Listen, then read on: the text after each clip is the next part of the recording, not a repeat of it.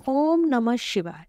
आज की इस वीडियो में आप सुनेंगे सोमवार के व्रत में सुनी जाने वाली कथा। पौराणिक कथा के अनुसार प्राचीन समय में किसी नगर में एक वैश्य रहता था। वह वैश्य बहुत ही धनी था। उसे किसी प्रकार का कोई कष्ट नहीं था, परंतु उसके पास ऐसा विशाल वैभव होते हुए भी वह वैश्य हमेशा दुखी रहा करता था, क्योंकि उस वैश्य की कोई संतान नहीं थी। वह वैश्य भगवान शिव का अनन्य उपासक था और संतान की इच्छा से वह प्रत्येक सोमवार को शिव जी की पूजा करता और व्रत किया करता था। सोमवार के दिन प्रदोष काल में वह शिव मंदिर में दीपक जलाता और भगवान शंकर को अनेक प्रकार के व्यंजन अर्पित करता था। उसके बाद ही वह अपनी पत्नी सहित भगवान का प्रसाद ग्रहण करता था। यह उस वैश्य का हमेशा का नियम बन चुका था और इसी तरह उस वैश्य को कई वर्ष व्यतीत हो गए।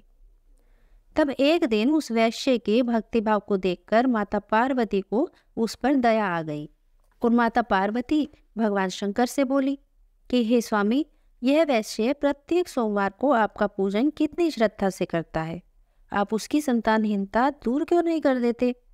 माता पार्वती की बात सुनकर भगवान शंकर ने कहा कि हे देवी, इस वैश्य को संतान न होना इसके पूर्व जन्मों का फल है, वह अपने ही कर्मों का फल भुगत रहा है। तब पार्वती जी ने कहा कि हे नाथ, यदि आप अपने भक्तों का कष्ट दूर नहीं करेंगे तो भक्तजन भला आपकी पूजा और आराधना क्यों करेंगे, इसलिए आप इसे अवश्य ही पुत्रवान बनाइए।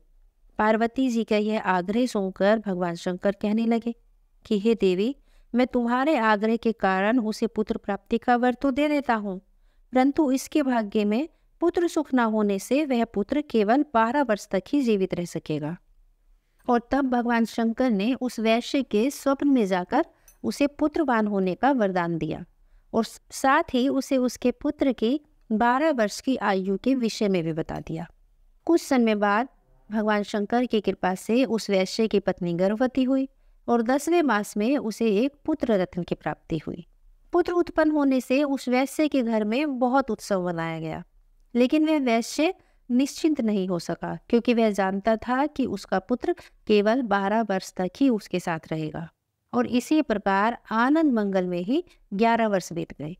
तब एक दिन उस वैश्य की पत्नी ने अपने पुत्र के विवाह के लिए उस वणिक से आग्रह किया, तो वह वैश्य अपनी पत्नी से कहने लगा कि अभी इसके विवाह की चिंता मत करो, अभी तो मैं इसे काशी में विद्या अध्ययन के लिए भेजना चाहता हूँ।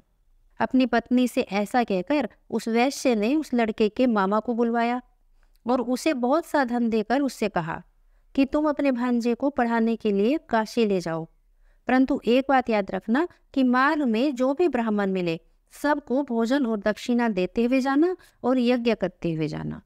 इस प्रकार वे दोनों मामा भांजे घर से विदा होकर रास्ते में ब्राह्मणों को भोजन और दक्षिणा देते हुए और यज्ञ करते हुए एक नगर में पहुंचे।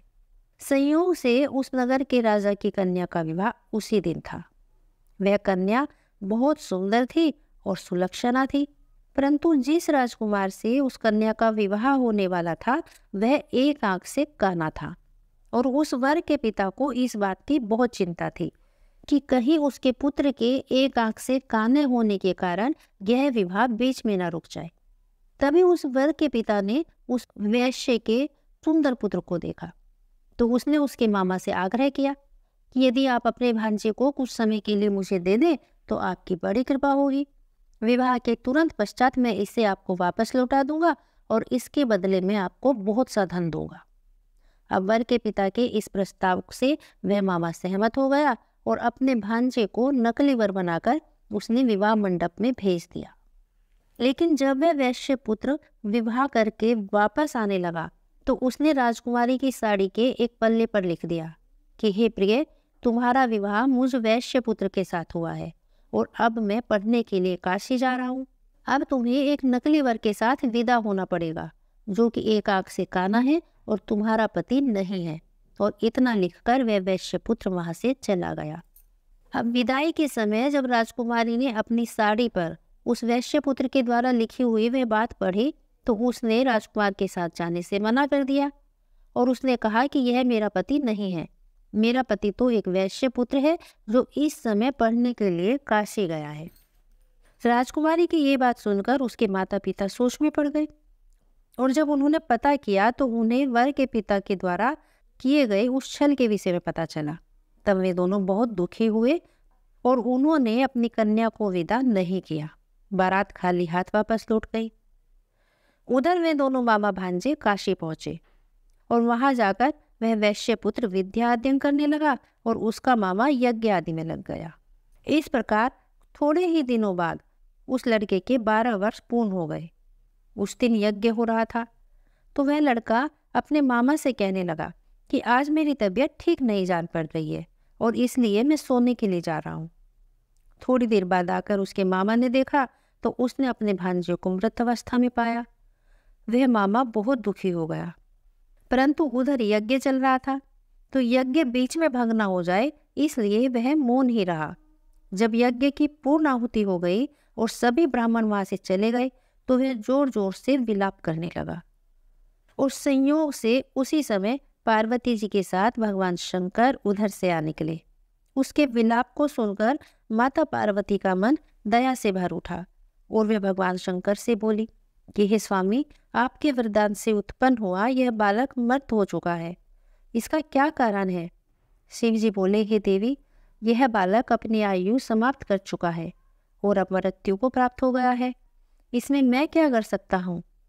तब पार्वती जी कहने लगी, हे भगवान, आज जिस प्रकार आपने कृपा करके इसे जीवन दान दिया था उसी प्रकार अब अनुग्रह करके इसके जीवन की पूरी आयु भी इसे प्रदान कर दीजिए, नहीं तो यह वैश्य इसके वियोग में अपने प्राण त्याग देगा।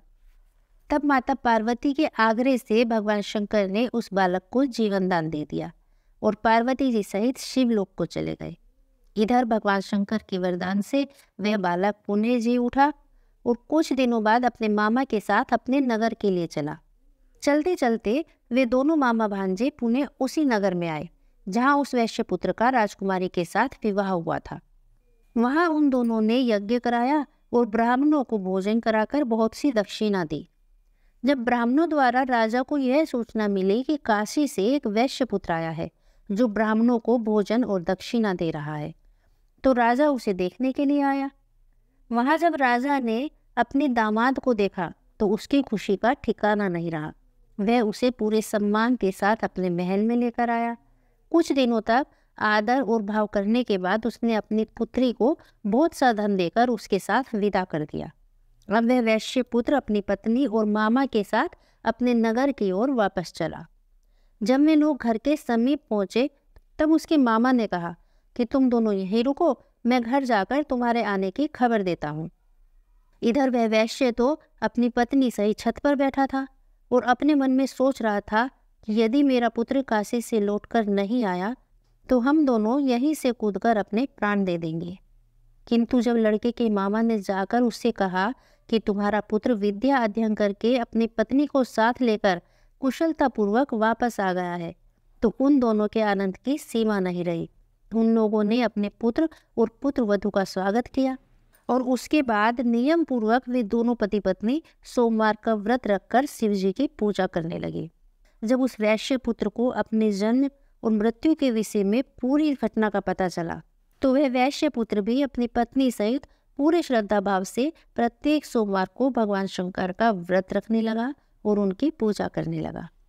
जो भी व्यक्ति सोमवार को व्रत रखकर श्रद्धा भाव से भगवान शंकर का पूजन करते हैं और इस कथा को पढ़ते या सुनते हैं, वे निश्चय ही सभी कष्टों से मुक्त होकर मनोवांछित फल को प्राप्त करते हैं। बोलिए भगवान भोलेनाथ की जय। अगर आपको यह कथा पसंद आई हो तो इस वीडियो को लाइक और शेयर जरूर कीजिएगा और इस चैनल को सब्सक्राइब करना मत भूलिएगा।